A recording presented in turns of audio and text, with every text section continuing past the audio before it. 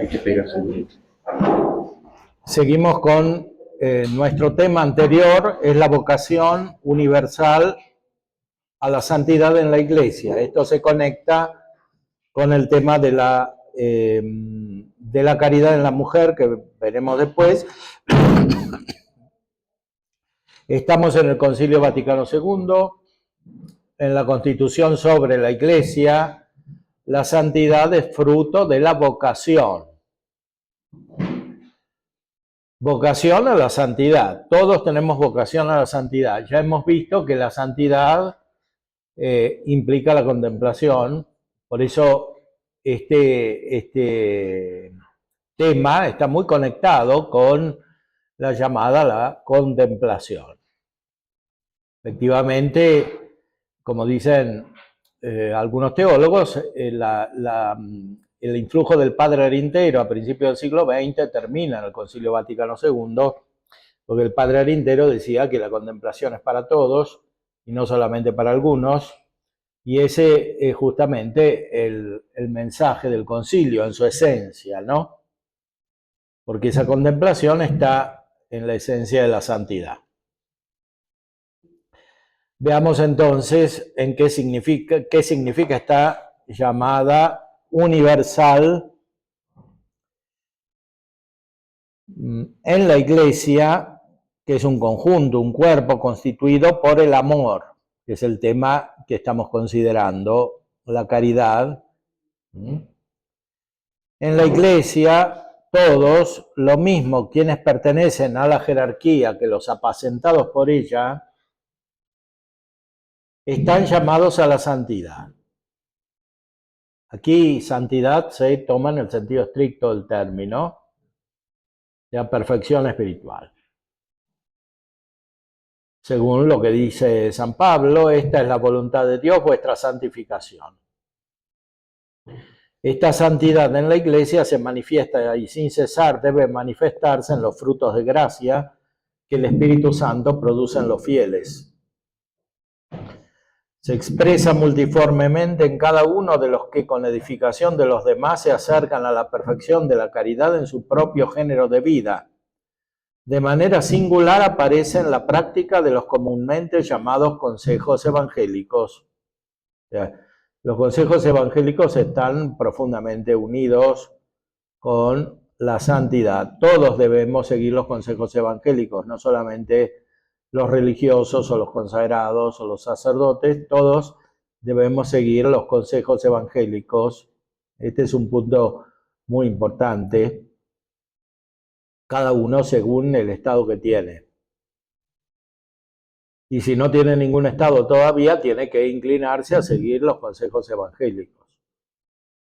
Porque esto está en el fundamento de la santidad. Esta práctica de los consejos que por impulso del Espíritu Santo muchos cristianos han abrazado, tanto en privado como en una condición o estado aceptado por la Iglesia, proporciona al mundo y debe proporcionarle un espléndido testimonio y ejemplo de esa santidad. De seguir los consejos evangélicos de una manera plena es la vida consagrada. Esta vida consagrada se puede dar de muchas maneras, en privado o en público. En privado quiere decir que nadie lo sabe. O lo saben algunos nada más, los que una persona tiene alrededor. Porque puede decirlo, puede no decirlo. Puede ser en comunidad o puede ser de manera privada, singular. Aunque privada, pero singular. O puede ser de una manera pública. Hay muchas maneras públicas de profesar los consejos evangélicos, la vida religiosa. No, la caridad es un precepto evangélico, o sea, es un mandamiento. El mandamiento nuevo, dice el Evangelio. Los consejos son recomendaciones para seguir bien los mandamientos, y sobre todo el de la caridad. Bueno, aquí también Santo Tomás nos ayuda, podemos verlo en la Suma de Teología.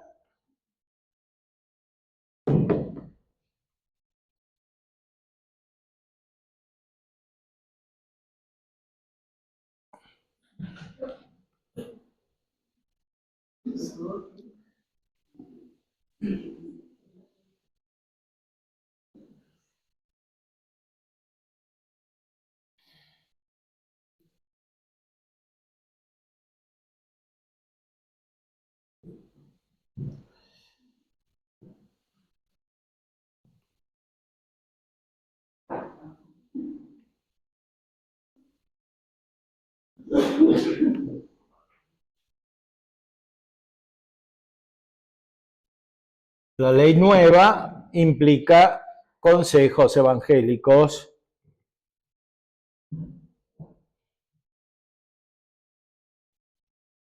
Por eso es nueva como ley, no es solamente otra ley más, sino que es nueva como ley, o sea que la perfección de la caridad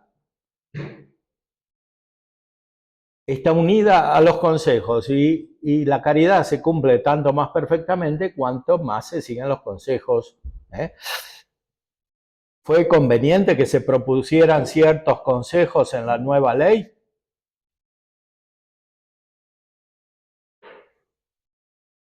Los consejos de un amigo sabio traen un gran provecho. Según los proverbios, el corazón se deleita con el ungüento y con los variados olores, y el alma se endulza con los buenos consejos del amigo. Cristo es el amigo, el más amigo y sabio. Luego, sus consejos son de gran utilidad y por lo mismo son convenientísimos. O sea, los consejos son las recomendaciones de Cristo como amigo. Cristo no solamente es el legislador, es el amigo, pero un amigo sabio. La diferencia entre consejo y precepto está en que el precepto implica necesidad. En cambio, el consejo se deja a la elección de aquel a quien se da. Por eso, muy bien, se añaden a los preceptos ciertos consejos de la ley nueva. O sea, si uno es amigo de otro y le da consejos, no puede pretender que sean órdenes. O sea, que el otro tenga que hacer exactamente lo que uno le dijo. Pues entonces no son consejos. Y el otro normalmente lo toma mal. Y tiene razón, porque son consejos, no son preceptos. Los preceptos son obligatorios, los consejos no. Por eso, muy bien, se añaden a los preceptos ciertos consejos en la ley nueva, que es ley de libertad. O sea, cuanto más perfección, más libertad. Ley de libertad.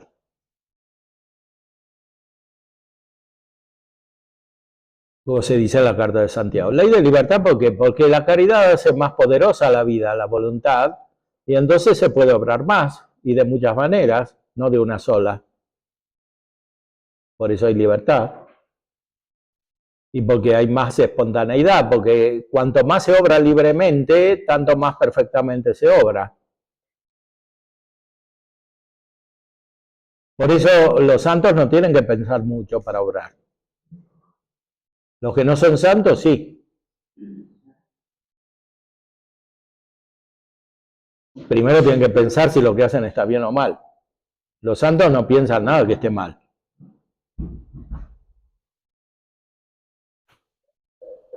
Y no solo no piensan nada que esté mal, sino que todo lo que piensan está bien y pueden hacer lo que quieran. Por eso San Agustín dice, ama y haz lo que quieras. Pero esto no es porque se tenga la capacidad de ir contra los preceptos de la ley natural y de la ley evangélica de la caridad, sino porque hay más capacidad de obrar. Entonces todo lo que a uno se le ocurre está bien, porque está unido con el Espíritu Santo, de verdad. Claro, ahora hay muchos que pretenden estar unidos con el Espíritu Santo cuando tienen una vida muy elemental, o ni siquiera tienen esa. Porque para tener los dones del Espíritu Santo hay que tener la gracia de Dios, ¿no? Y además no ponerle obstáculos. Para eso hay que crecer en la caridad.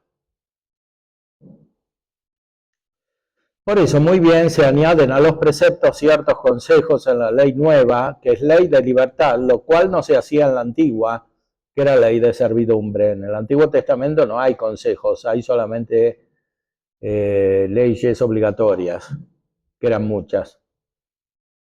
Y así hay que decir que los preceptos del Evangelio versan acerca de las cosas necesarias para conseguir el fin de la eterna bienaventuranza, en la que nos introduce la ley nueva inmediatamente. En el Evangelio también hay preceptos, la caridad es un precepto. Ser perfectos, o sea, la perfección de la caridad es un precepto, no es solamente un consejo. Ser perfectos es para todos, no para algunos. En cambio, los consejos versan acerca de aquellas cosas mediante las cuales el hombre puede mejor y más fácilmente conseguir ese fin. Ahora bien, el hombre se haya colocado entre las cosas de este mundo y los bienes espirituales en los que consiste la eterna bienaventuranza. De tal modo que cuanto más se adhiera a uno de ellos, tanto más se aparta del otro. Recordemos que la carta a los Hebreos dice vocación celestial, no terrenal. Porque terrenal no hace falta ninguna vocación, ya estamos en el mundo.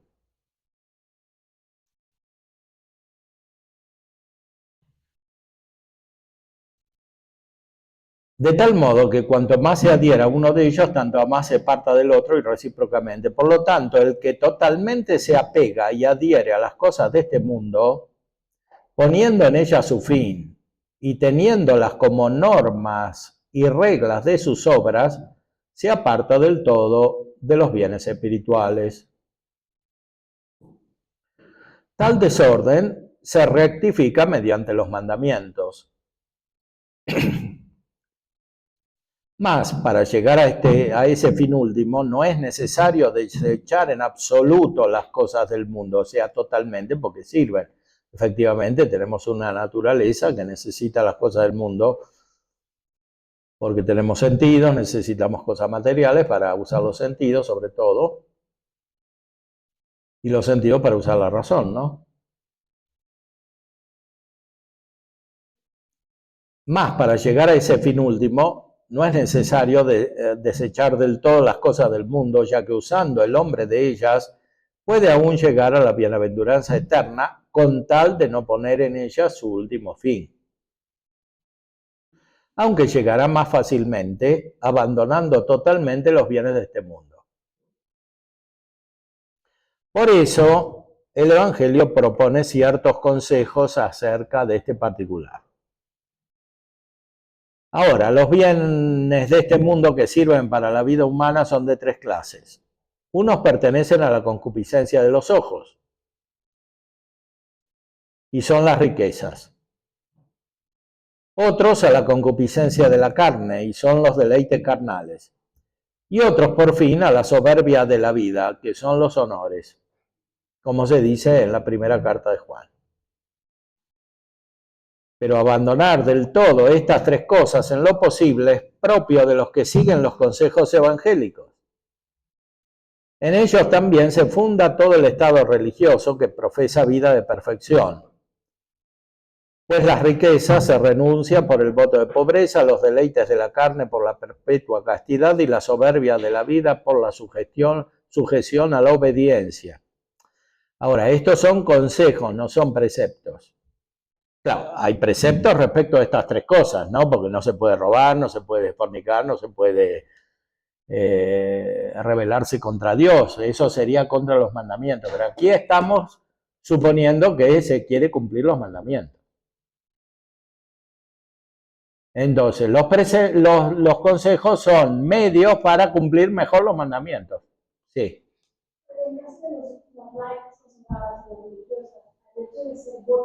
No pasa a ser un precepto, entonces continúa siendo un consejo.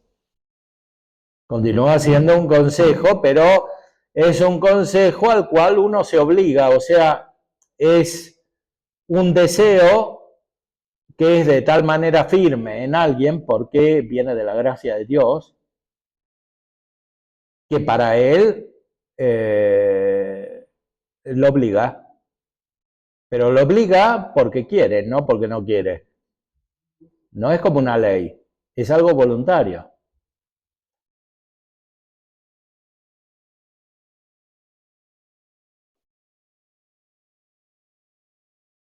Ahora, los preceptos que son complementados y perfeccionados por los consejos, en cierta manera, implican que se cumplen también cada vez más libremente. Por eso hay obras que son preceptos, pero que en algunos aspectos son consejos, ¿no? Por ejemplo, San Tomás lo explica, amar a los enemigos, ¿no? Hay algo fundamental. Amar a los enemigos quiere decir no odiar a los enemigos, pero los modos de amar a los enemigos son diferentes. En algunos santos se manifiesta de una manera especial este amor a los enemigos, ¿no? Y esas maneras especiales pueden ser fruto del consejo y no directamente del precepto.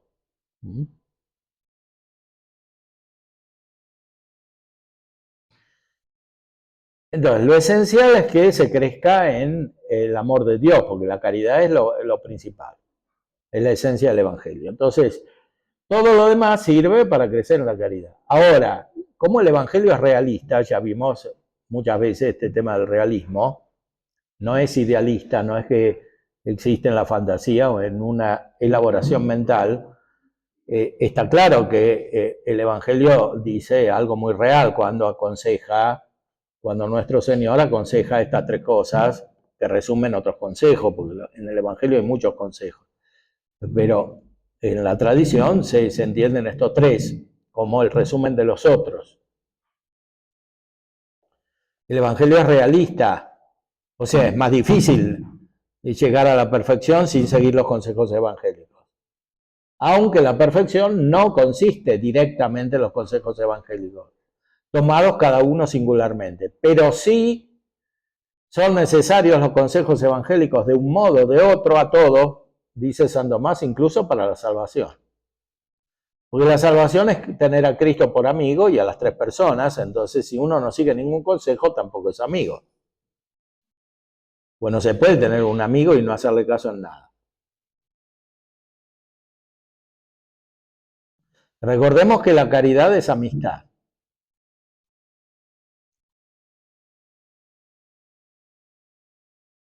Pero abandonar del todo estas tres cosas en lo posible es propio de los que siguen los consejos evangélicos. En ellos también se funda todo el estado religioso. La palabra estado no es lo mismo que vocación, no es lo mismo que condición. El concilio dice muy exactamente condición, porque estado tiene una connotación más sociológica. En la Edad Media había gente que era libre, otra que no era libre, que se podía ir donde quería, etc. En la vida de la Iglesia se toma en cierta manera esa condición sociológica para explicar la diferencia de modos de vida, pero propiamente los modos de vida en la Iglesia, por ejemplo el matrimonio, la vida religiosa, son frutos de actos libres, entonces no son estados en el sentido externo del término. Por ejemplo, si uno es varón y no es mujer y viceversa. Eso no se puede cambiar. Pero hay un acceso a condiciones a las que se llega libremente. Por consejos, por ejemplo. O por actos voluntarios, por lo menos.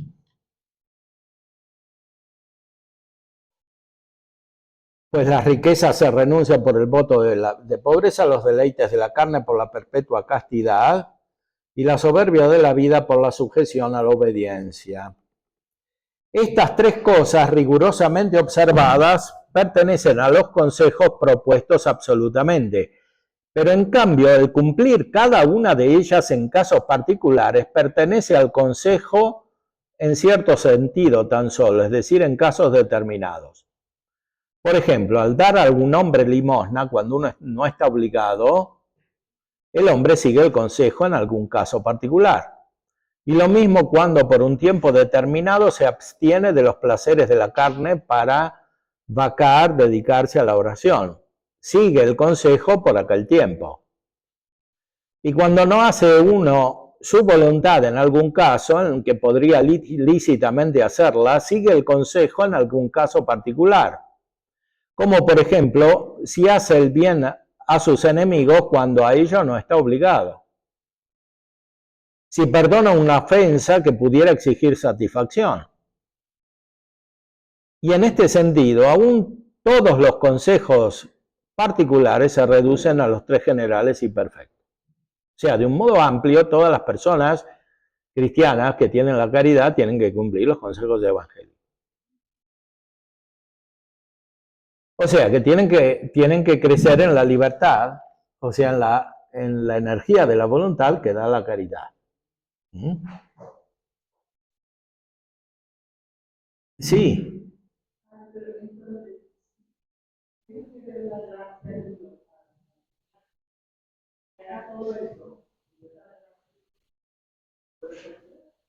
Bueno, es que si no está la gracia de Dios no puede hacer todo esto. Realmente no vale porque hay gente que vive en el pecado y todo y todas las cosas.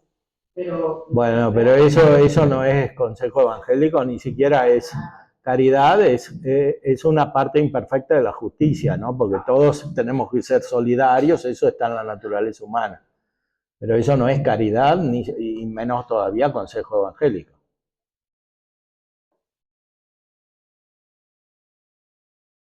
Aunque esas personas, si se convierten, pueden tener menos obstáculos para vivir la caridad y consejos evangélicos en algunos aspectos. No se convierten en nuestros, solo pueden tomar, no por mala voluntad, no por necesidad, no se convierten por ignorancia, sino que pueden tomar momentos para hacerlo su generosidad, ¿no? Aunque no tiene el mismo valor que los hechos dentro de la caridad y de la conciencia católica, pero sí, ¿no? Bueno, eso se conecta con lo que decíamos anteriormente, ¿no? O sea, tiene que haber una ignorancia invencible. Porque si uno está delante de Cristo y no le quiere creer, como los fariseos, no hay ignorancia invencible. Es que no quieren.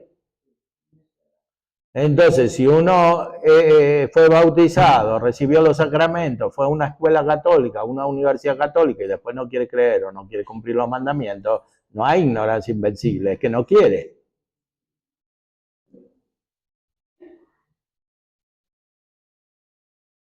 Porque se podría conocer la verdad si quisiera, y además seguramente la conoció, lo que pasa es que se la olvidó o se la quiere olvidar.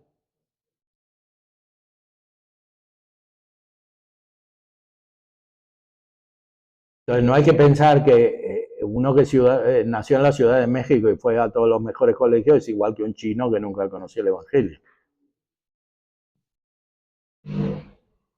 Porque esa es la imaginación que hay.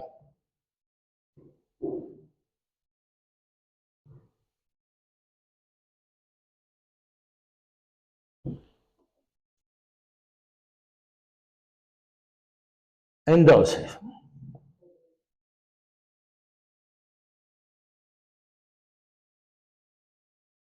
en este sentido, todos los consejos particulares se reducen a los tres generales y perfectos.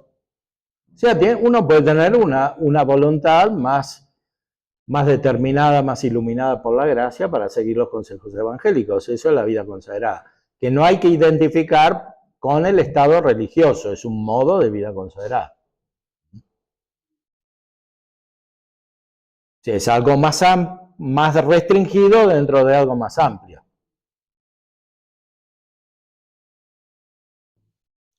Estos consejos de suyo son útiles a todos.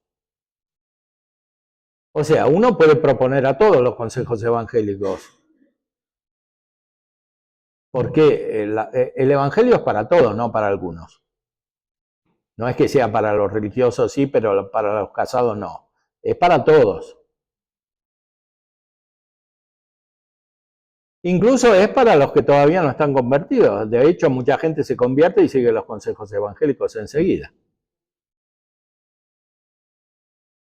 Estos consejos de suyo son útiles para todos, pero ocurre que por indisposición de algunos, a esos no les conviene, no sintiendo su afecto inclinado a ellos.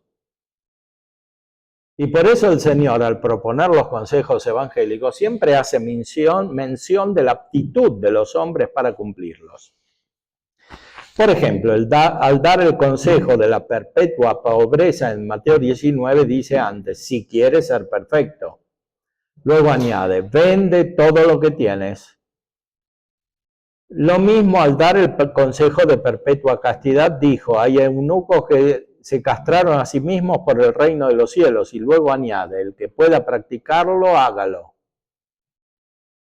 Y lo mismo San Pablo, en la primera de los Corintios, después de dar el consejo de virginidad, dice, lo digo para provecho vuestro, no para tenderos un lazo. ¿Por qué dice esto? Porque los consejos tienen que ser vividos como consejos, o sea, voluntariamente. Porque si la persona los entiende solamente como una obligación, entonces no los vive como consejos. ¿Qué quiere decir? Como algo amigable y voluntario, libre.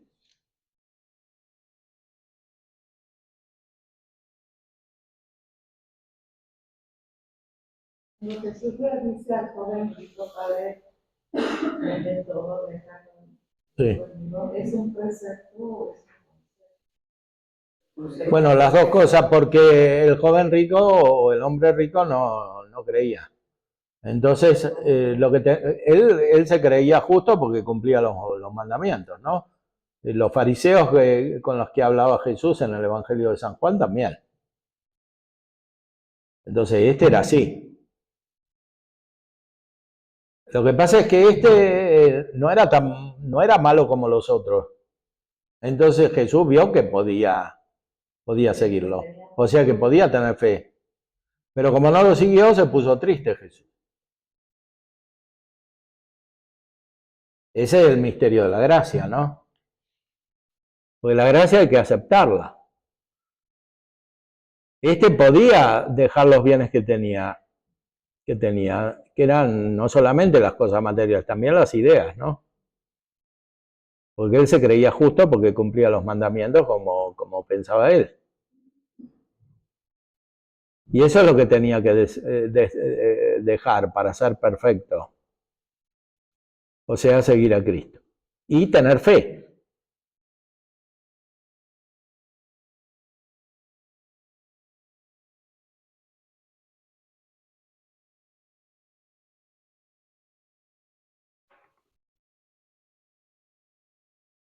Todos los consejos están en el Evangelio, la pobreza está muy claramente, la virginidad también.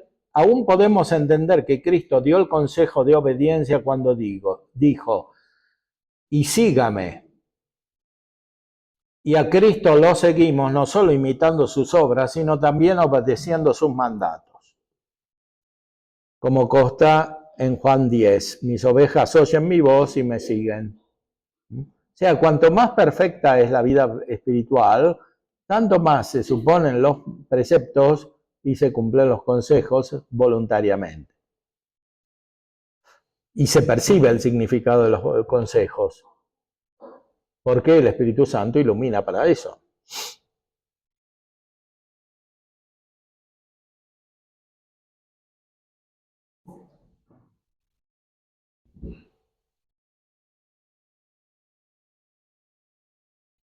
Hay preceptos que a veces se cumplen con una iluminación especial, es decir, como consejos, ¿no? Como amar a los enemigos, lo dijimos. Debemos estar preparados para hacer el bien a nuestros enemigos y otras cosas por el estilo cuando lo exija la necesidad. Y por eso el Evangelio los pone entre los preceptos. Pero hacer esto con los enemigos con prontitud, cuando no se presenta especial necesidad, pertenece a los consejos particulares. como acabamos de decir. Lo que se dice en Mateo 10 y en Lucas 9 son ciertos preceptos disciplinarios útiles en aquel tiempo, o más bien ciertas permisiones. Por eso no se cuentan entre los consejos.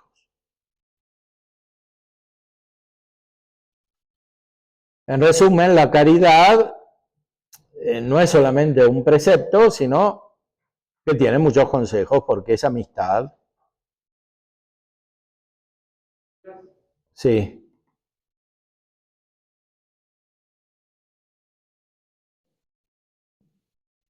Lo primero que dice cuando habla de la caridad es que es amistad. ¿Eh?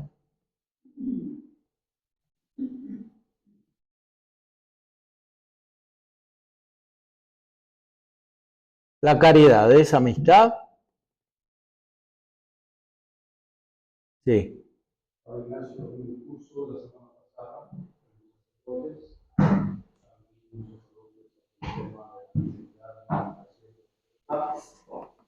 hizo una reflexión muy importante sobre cómo en los últimos años se ha diluido la obligatoriedad por amor del compromiso que uno toma en determinado estado de vida. Sí. Usted hizo referencia a cómo hoy está fácil, incluso dentro de la iglesia, dispensar el compromiso que el sacerdote tomó, el compromiso de progresar, ¿no? Hizo lo mismo, en el caso de los otros sacerdotes religiosos, los votos. Usted decía que antes no era así. Realmente cuando una persona discernía bien a la luz de Dios y por amor se entregaba a Cristo para toda la vida, claro, para la muerte, los votos eran para la muerte. Claro. Porque eran esos consejos por amistad con Cristo, la amistad verdadera no traiciona, ¿no? Y cambia de opinión, y hasta la muerte. Por otra parte, elevado a voto el consejo, adquiere en la iglesia un estatuto jurídico. Es una ley, como te acabo de explicar, pero lo que tú quieres es esa ley para tu vida por amor. Claro. Es algo más que un simple consejo, es un consejo convertido en ley por amor, a uno mismo. Nos podría retomar ese tema, ¿no? Los consagrados a Dios, hablar un poco de este tema, que nos puede ayudar a todos a recordar que nuestro amor a Cristo, es definitivo. Claro. No es algo que podemos cambiar como tan fácilmente lo se hace, que vamos saltando de una vocación a otra, que vamos cambiando de congregación, de instituto, cuando, pues, si es un carisma aprobado por la iglesia, es de Dios, independientemente de si los instrumentos humanos han fallado o no han fallado, porque tú no te consagraste a la persona, ¿no? Claro. Sea tu fundador, sea tu superior, sea tu comunidad, sea tu oficial, bien. Te consagraste a Dios en un instituto que está aprobado por la iglesia, por un carisma determinado. Y creo que esto se ha diluido en los últimos años. Y nosotros debemos, de alguna manera, me parece, vivirlo desde el Cristo.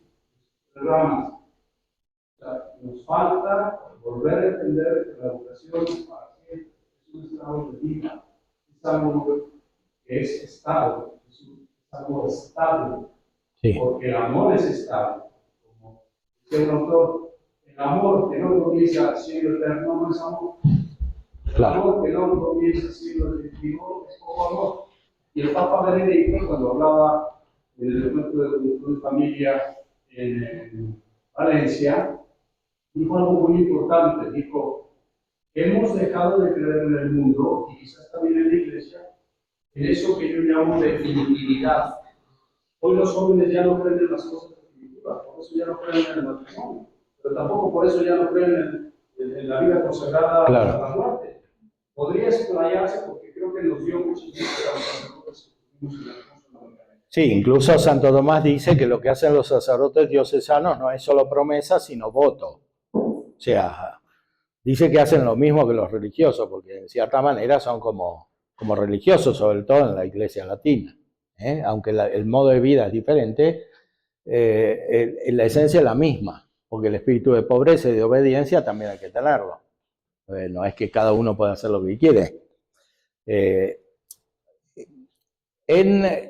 La razón última es la estabilidad de la caridad, que es el amor divino que no cambia. Entonces, cuando alguien hace un voto o varios votos por este amor divino que se expresa en seguir las recomendaciones del amigo que es Cristo, entonces lo hace con una gracia. O sea, si el voto es verdadero, ya tuvo la gracia para vivirlo siempre. Si el voto es verdadero. Ahora, puede ser inválido porque el sujeto es inmaduro, porque lo engañaron, porque lo presionaron por otro motivo. Lo mismo que el matrimonio, que también puede ser inválido por razones semejantes. Pero cuando hay un acto de voluntad con la gracia, o sea, la persona no es una ignorante, no es una perturbada, no está obligada por nadie, entonces es un acto libre. Entonces hay una gracia ahí. Y hay que redescubrir esa gracia, ¿no? Por eso San Pablo exhorta a redescubrir la gracia que le ha sido dada por la imposición de las manos, ¿no? Y esto vale también para otros sacramentos, para la confirmación, porque todos nosotros tenemos la confirmación. Recordemos que los presbíteros y los religiosos también tienen la confirmación, y a veces el problema no está directamente en el sacramento del orden o en la emisión de los votos, sino que está en la confirmación, que es el mismo problema que tienen los casados en el matrimonio. Porque la confirmación implica una plenitud de gracia. Entonces, ¿cómo uno va a perseverar en el matrimonio si no es fiel a la confirmación? O en el orden sagrado, o en la vida religiosa, o en la consagración, si no es fiel a la confirmación. Porque la confirmación es una plenitud de gracia que da justamente fortaleza.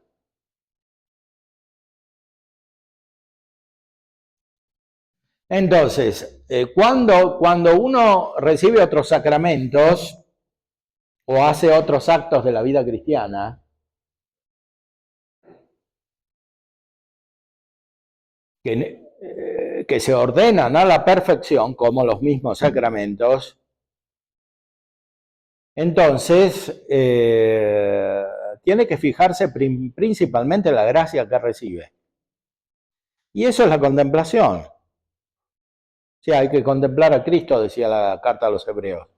Considerar a Jesús el sumo sacerdote, ¿no? Eso es contemplar a Cristo, y contemplar a Cristo es algo que se realiza de una manera progresiva, no por las fuerzas humanas, sino por la gracia que se recibe, como la de la confirmación, o la del orden sagrado, o la de los votos.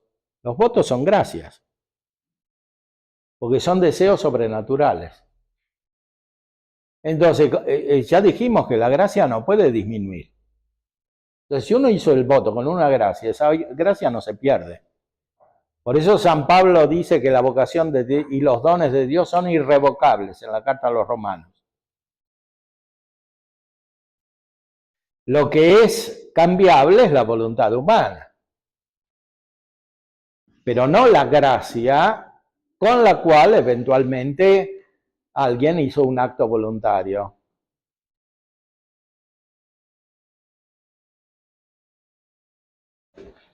Por eso, Santo Tomás, siguiendo la tradición, Santo Tomás explica la estabilidad de la vida espiritual. Esto en general vale para toda la vida espiritual. O sea, no se puede ir para atrás. Ir para atrás es perderla. O sea, se la tiene, se la conserva y se acrecienta por el don de Dios, claro. Sí. Entonces, por eso tiene sentido la castidad en la vida consagrada, porque también hoy en día se cuestiona mucho eso, ¿no? Es un mandato humano de alguien o es un mandato de Dios, ¿no? Sí, se la cuestiona en la vida consagrada y en la vida matrimonial también. Hoy en día también.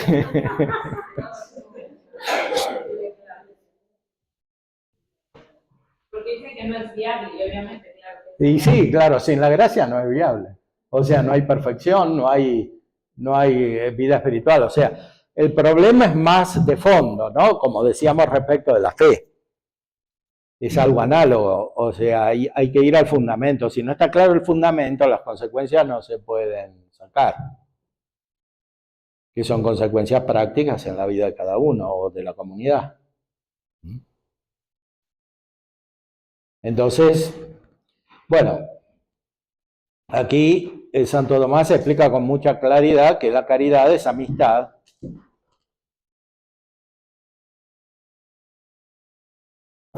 Ya no llamaré siervos, sino amigos, dice Cristo en el Evangelio de San Juan. Palabras que decía por razón de la caridad. En consecuencia, la caridad es amistad.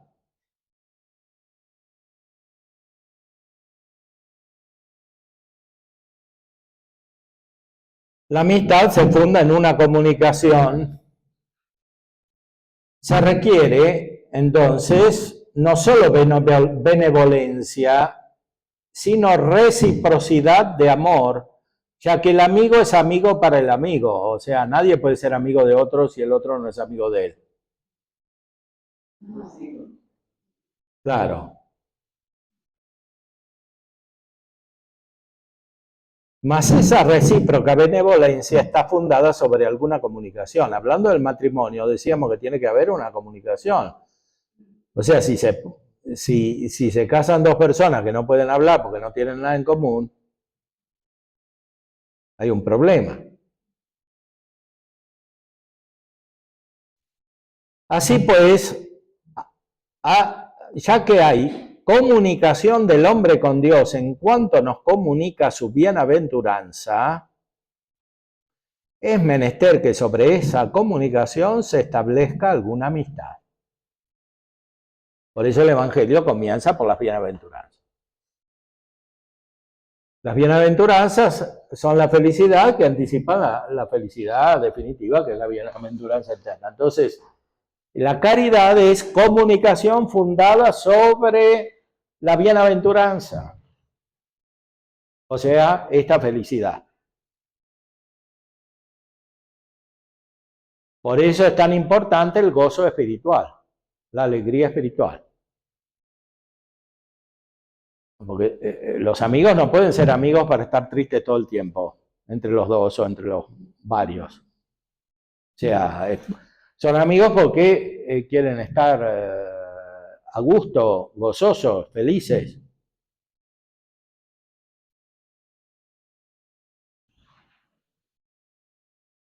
Y así pasa entre el hombre y Dios, y así pasa entre los que tienen amistad recíproca fundada en el mismo amor de Dios o comunicación de la bienaventuranza.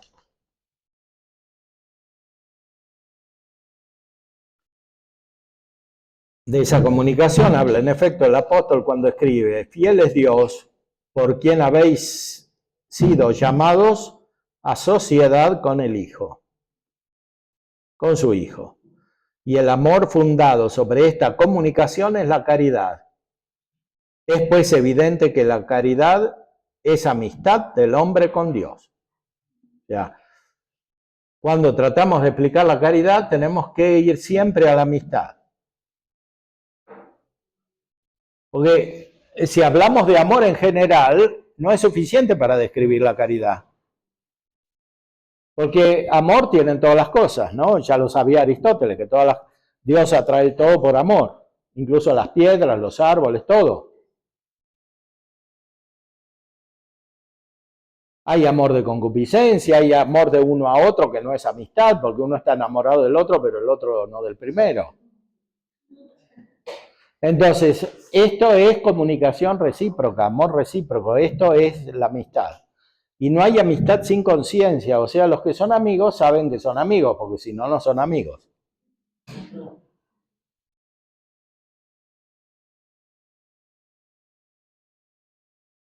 La caridad que amen a sus enemigos.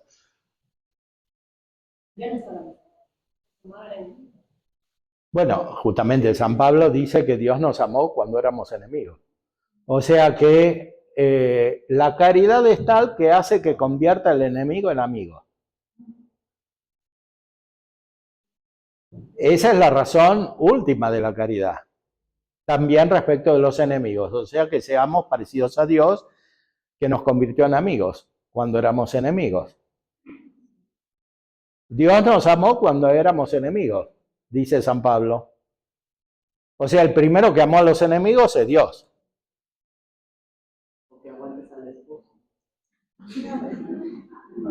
Bueno, pero eso... Pero lo que te digo es que no puedes estar esperando nada más una cultura de muchos que más allá. Claro. Lleva la caridad. Como dice la Escritura, los enemigos del hombre son los que están en su casa. ¿Y qué parte de decir? En el Antiguo Testamento. Todavía no estaba la vida perfecta revelada por Cristo, ¿no? Pero justamente hoy se vive como si fuera en el Antiguo Testamento. Muchos cristianos viven como en el Antiguo Testamento, porque hemos visto cuando se trataba de la gracia que hay cristianos que viven como si fueran judíos, dice Santo Tomás siguiendo a San Agustín, ¿no? Pablo dice aguántense y sopórtense. Bueno, pero ese es un elemento, no es la caridad, es un elemento. Un elemento que puede ser parte de una virtud humana, por ejemplo, de la justicia, ¿no? Porque hasta cierto punto se puede hacer sin caridad, ¿no? Pero cuando es perfecto es por caridad. O sea, por amistad espiritual o sobrenatural, divina.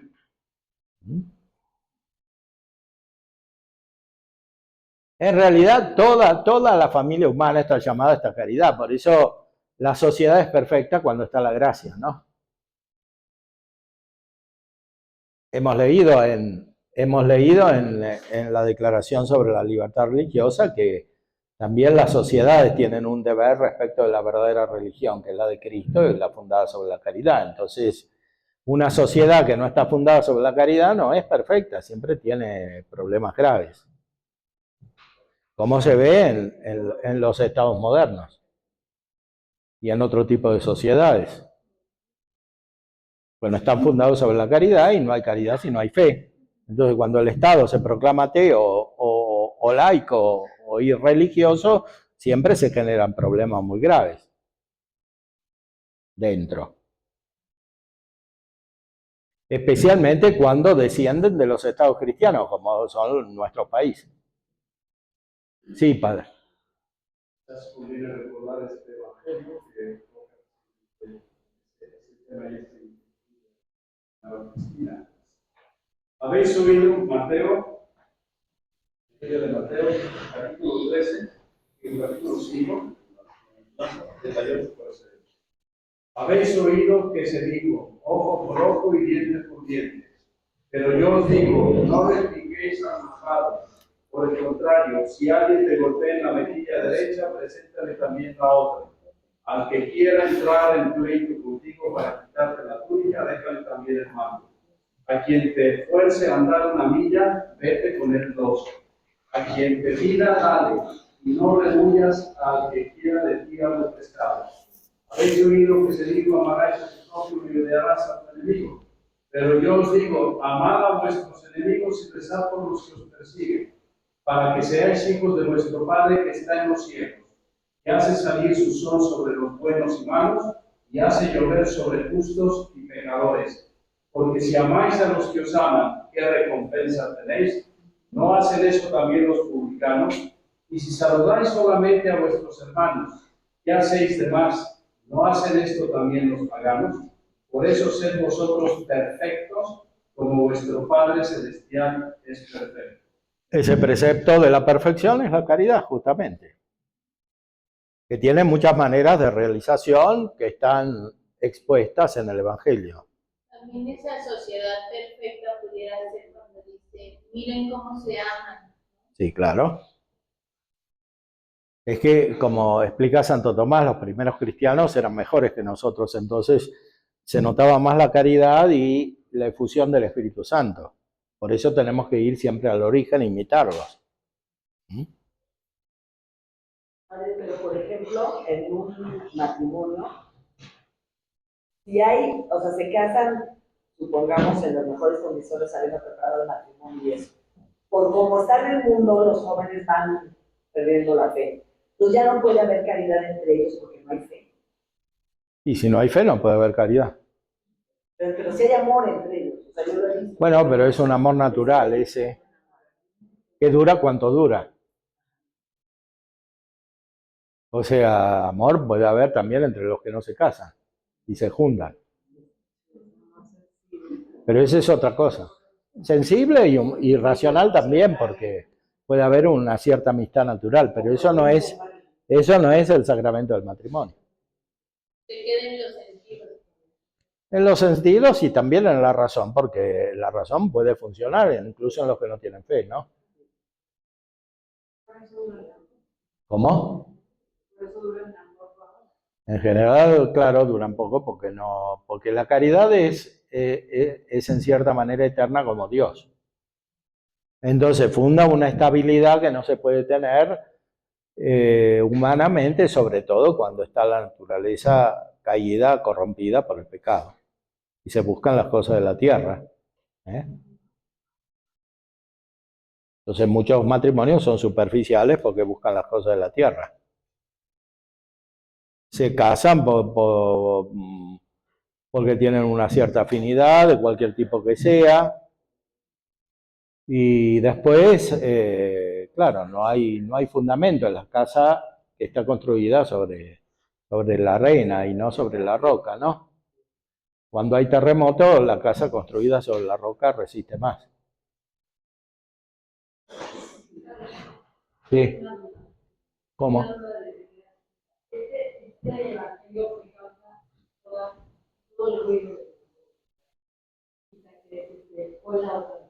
¿Cómo? Con la otra mejilla. Sí. Porque estamos en un mundo donde estaría muy una sociedad informal y entrar único con la otra mejilla. Bueno, pero el Evangelio, como explica también Santo Tomás, no es simplemente la letra, es la gracia. Entonces hay que interpretarlo según la gracia. En el Evangelio mismo, Cristo puso la mejilla porque lo abofetearon en la pasión, ¿no? Y no dijo nada. Se quedaba callado. Pero cuando tenía que hablar y era conveniente, hablaba, como cuando en ese pasaje de los fariseos. Entonces ahí les recriminó que no creían y que eran hijos del diablo y que no se iban a salvar. Entonces,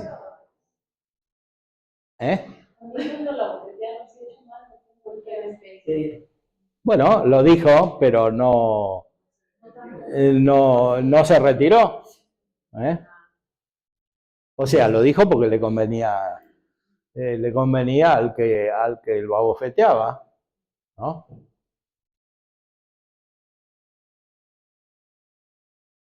O sea, porque todavía tenía un cierto amor por la verdad. Entonces, el Evangelio no consiste en las palabras principalmente. No es que eso que dice el Evangelio hay que aplicarlo al pie de la letra sin pensar y sin sentir nada y sin tener una experiencia interior. No es así. Bueno, para eso hay que leer lo que dice el mismo Santo Tomás cuando explica la ley nueva aquí.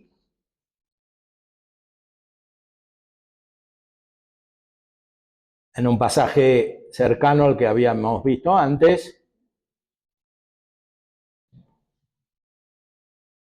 Ley nueva.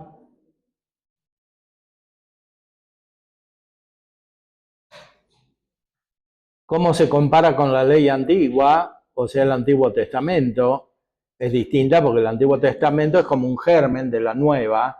Le falta la perfección y la perfección es la gracia, ¿no?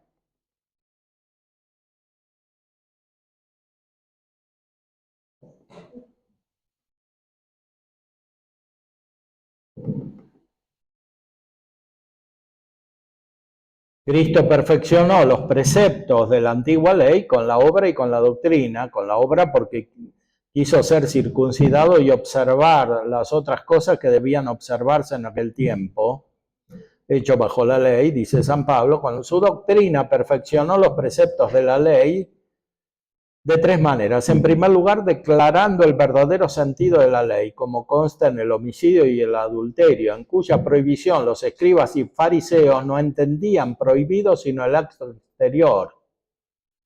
Por lo cual el Señor perfeccionó la ley enseñando que también caían bajo la prohibición los actos interiores de los pecados. O sea, querer dar adulterio aunque no se lo haga.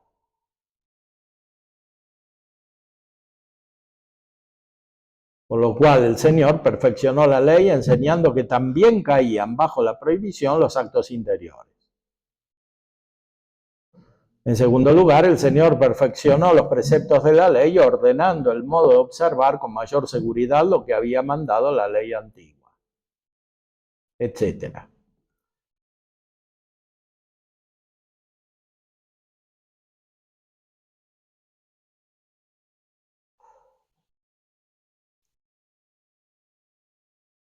¿Es la ley nueva más gravosa que la antigua? O sea, es más pesada. No, claro que de la nueva. Parece que la ley nueva, o sea, el Evangelio es más pesado que la antigua, o sea que es más fácil ser judío que cristiano.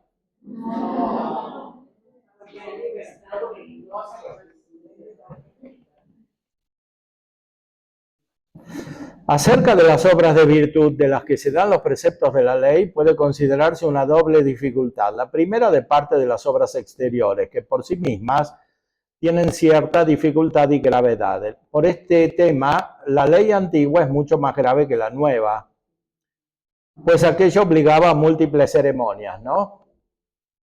A muchos más actos que la ley nueva. Ahí está, los preceptos de la ley natural solo añadió muy reducidas cosas en la doctrina de Cristo y de los apóstoles, aunque algunas más se añadieron después por determinación de los santos padres. Y aún en estas cosas, dice San Agustín, que ha de haber moderación, para no hacer a los fieles pesada la vida. Habla, en efecto, de algunos que abruman con serviles cargas nuestra religión, la cual quiso la misericordia de Dios que fuera libre. Y esto lo hacen en tal grado que sería más tolerable la condición de los judíos, que estaban sometidos a cargas legales y no humanas presunciones. O sea que el Antiguo Testamento venía de Dios. En cambio, algunos cristianos multiplican las leyes de tal manera que no solo vuelven al Antiguo Testamento, sino que es peor todavía. Porque el Antiguo Testamento venía de Dios y estas leyes las inventaron ellos.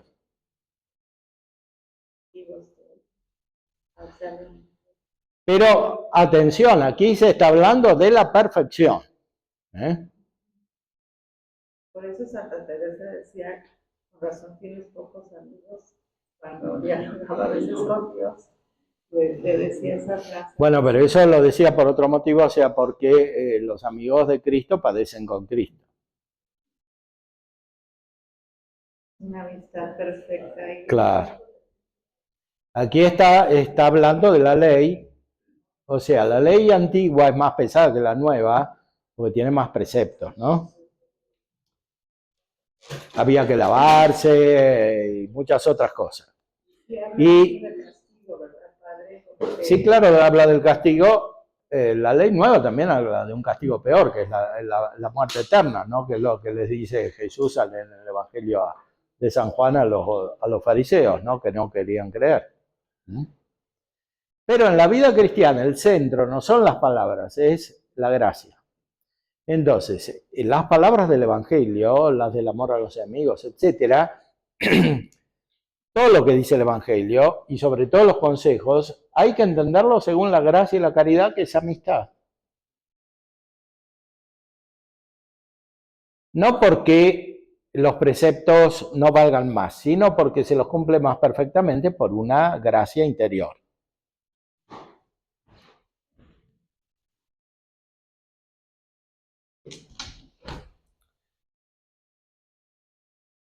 Entonces, la otra dificultad versa sobre las obras de las virtudes en los actos interiores. Por ejemplo, el que uno ejecute los actos de virtud pronta y deleitablemente. En esto la virtud es cosa difícil, pues resulta muy difícil al que no tiene virtud.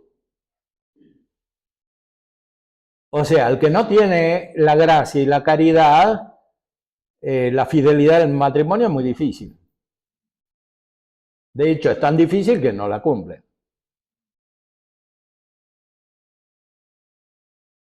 O sea, si son muchos aquellos a los que le pasa eso, quiere decir que no abunda la gracia y la caridad, incluso entre los que se casan. O en los dos o en uno, por lo menos. Y lo mismo hay que decir en la vida consagrada. En esto es la virtud cosa difícil, pues resulta muy difícil al que no tiene la virtud. Mas con la virtud se hace fácil, no solo fácil, sino deleitable, gozoso.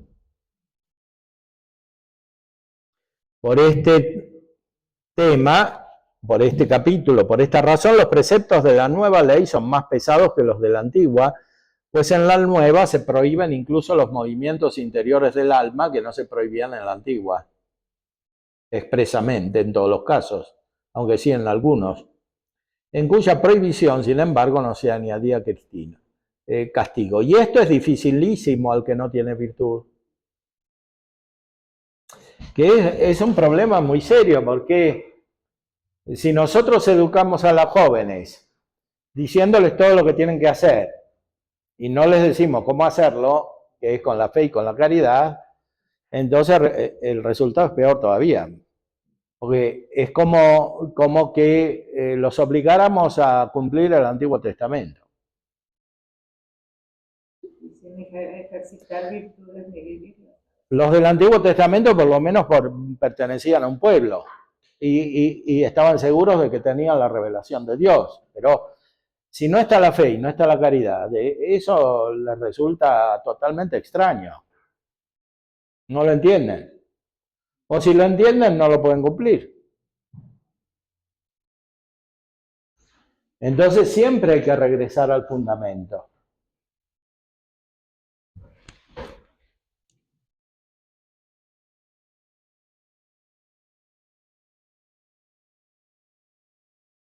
Como dice Aristóteles, que hacer las cosas que el justo hace es cosa fácil, pero ejecutarlas deleitablemente es cosa muy difícil al que no tiene la justicia. Y en este sentido se dice también en la primera de Juan que sus mandamientos no son pesados, exponiendo lo cual dice San Agustín que no son pesados para el que ama, pero sí para el que no ama. Esta es la caridad, que es amistad.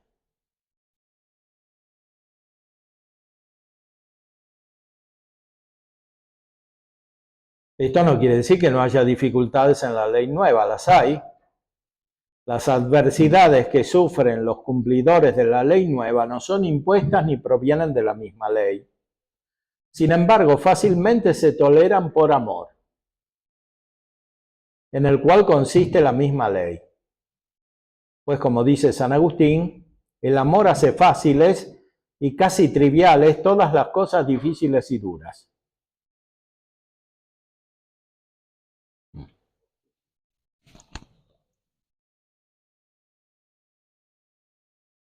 Muy bien, no sé si es la hora o qué.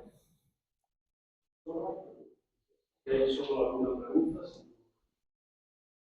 Primero, sobre esto que dice San Agustín. ¿Cuál es el tema? A mí me viene a la mente que hoy en día, la mayoría de la gente no cree que te hayas casado virgen, que él haya sido tu única pareja, ¿no? ¿Cómo es posible? Y creo que en parte es lo que usted dice, ya no pueden ver la verdad de una vida de gracia, es vivirla, ¿no? Porque si lo veo del otro lado, digo, yo no entiendo cómo tú puedes vivir en esa vida de estar probando a todo el mundo. O sea, entonces, bueno, esto es lo que me trae a la mente. Bueno, está bien, sí, es porque el pecado produce una esclavitud, como les decía Jesús a los fariseos, que se creían libres, pero eran esclavos, ¿no? Y así le pasa a la gente.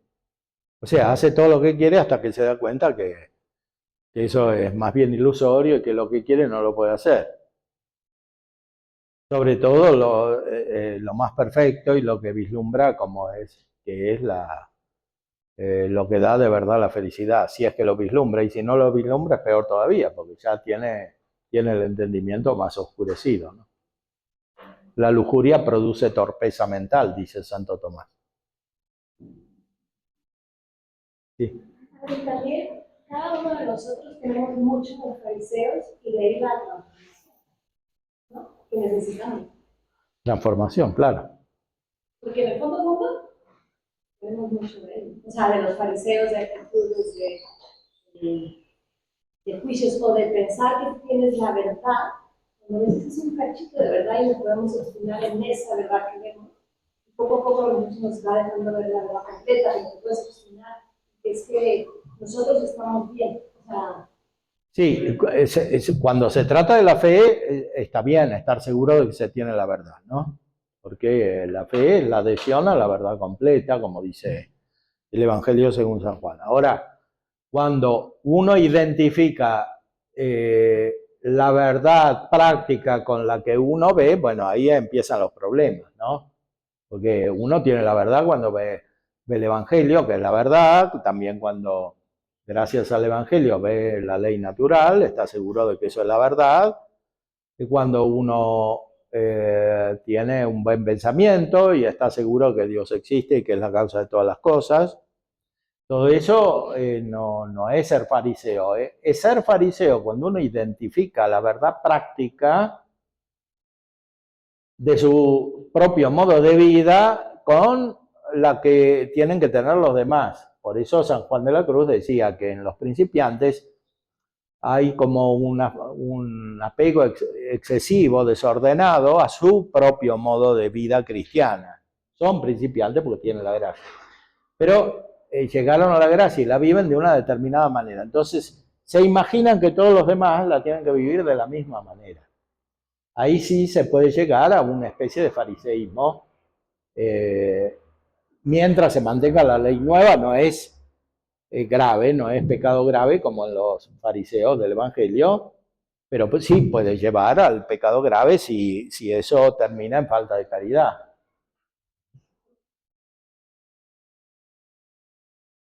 Yo me quedo con la importancia de ir creciendo en nuestra vida espiritual, sea el estilo de vida que tengamos, vida consagrada o familiar, porque mientras más crezcamos, ¿no? Y nos transformemos, más claro. Paz tendremos, más gracia, sí. Por lo tanto más amor perfecto, que es la caridad, por lo tanto más paz, ¿no? Sí, así es. Entonces es como hasta un pequeño cielo y ese ambiente, el cielo claro. Que decía el Padre que tenemos en el alma, y bueno, el Padre por medio de Isabel por medio del Padre, ese ambiente celestial es tenerlo por aquí en la tierra. Sí, claro, eso es la vocación celestial, que dice el Nuevo Testamento, la Carta a los Hebreos, ¿no? Vocación celestial. Los católicos tendríamos que ser los más felices, los más alegres, los más gozosos, ¿no? Sí, pero no por obligación, sino porque es real. Por realidad, por la perfección que se vive, ¿no? Cuando se vive la perfección. Claro.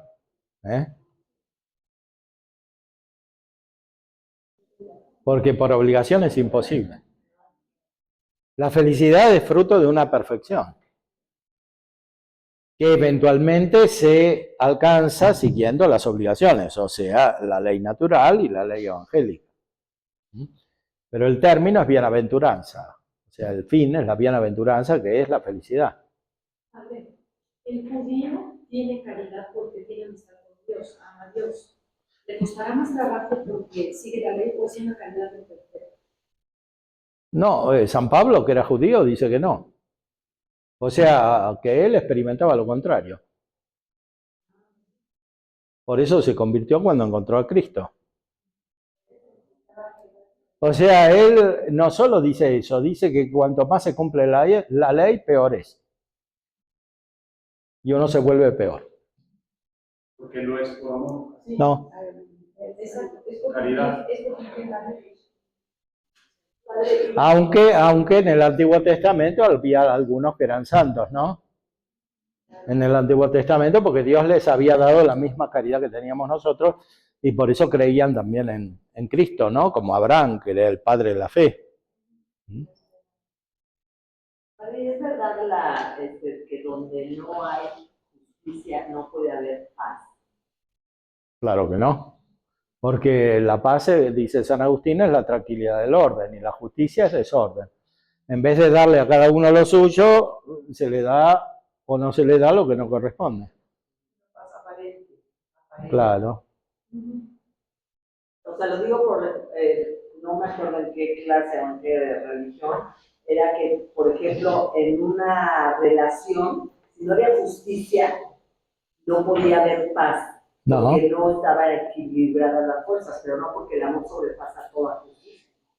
El amor sobrepasa toda justicia, pero lo incluye. Por eso la conversión, San Pablo la llama justificación. La justificación del pecador es que primero era injusto y después es justo. Pero eso no lo puede lograr sin encontrar a Cristo y por lo tanto sin la gracia y sin la caridad. Nadie puede ser perfectamente justo sin la caridad. Puede ser justo en algunas cosas, sobre todo las que le convienen. La justicia es fruto del amor. O sea, primero se vive el amor y entonces La justicia perfecta es fruto del amor. Justicia imperfecta se puede tener, pero convive con la injusticia, ¿no? Por ejemplo, un señor que es muy correcto en sus negocios y paga los impuestos y no estafa a los demás, pero en el matrimonio es un desastre. Entonces es injusto. Eso es justicia imperfecta. En la teología de la liberación está esa idea, ¿no? De que sí, a veces la justicia se pone por encima de la caridad, ¿no, padre?